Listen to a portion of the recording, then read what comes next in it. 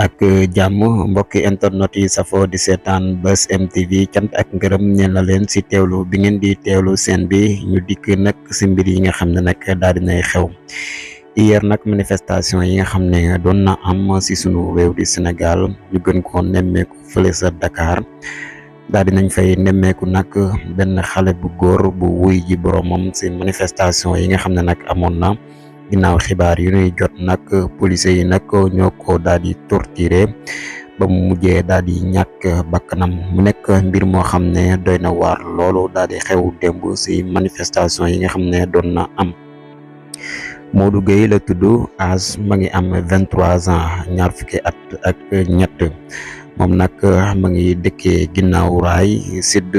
mu nekk mbir mu doy waar ginnaaw ba nga xamee ne nag loolu arrivé na ko ñu ngi ko yóbbu woon hôpital principal après nag ginnaaw ba nga xamee ne yàggul dara daal moom si la mujj wuy ji boromam mbir ma nag ma ngi xewe woon fële sa Colobane. Information yi nu joxe nag source bi nag mu ngi jéem jugee si famille ne moom mi di Modou Gueye ñoo témoigné lu ni mel mu nekk nag mbir moo xam ne daal di nay doy waar lool am si sunu réew. ñu ñaan suñu borom nag subhaanahu wa taala daal di wàcce jàmm sunu réew mi di Sénégal te nag dàq ay wii nga xam ne nag jamono ji nag mu ngi fi tuuru si ginnaaw lool sax démb tamit fële sa Saint-Louis di Sénégal am na étudiant boo xam ne tamit moom it wuy ñi na fa boromam lépp nag si manifestation yi nga xam ne nag doon na am mu nekk mbir yu doy waar nag tey nag nemmeekoo gu nan ak dal mu nekk tamit loo xam ne daal yéeme na lool te lépp élection waroon a amal daal di koy dàq mu waroon a am le 25 février bi ñu nekk